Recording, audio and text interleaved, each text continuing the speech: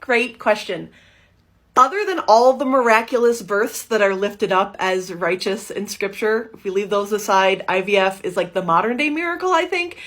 We can leave that aside. Let's go to Tamar. I think she has a lot to say about this topic.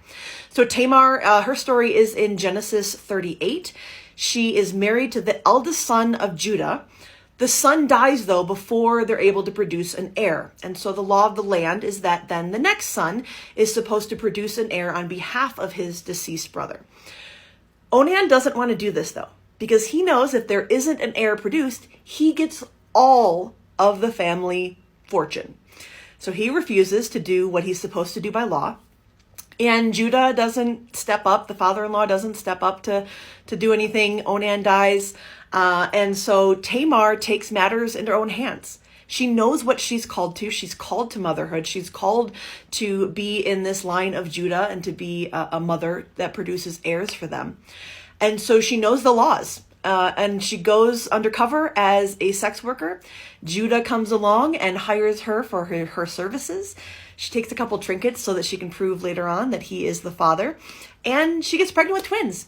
And when she shows up to Judah to show that this is his children, his heirs, that he previously didn't have any now that his sons are dead, he sees this as an amazing, miraculous act of faith. He says, she's righteous and good, and she knew that God had called her to this thing, and she didn't give up on that calling, no matter how the world treated her, no matter what was thrown at her. She knew that was what she was meant to be doing in the world.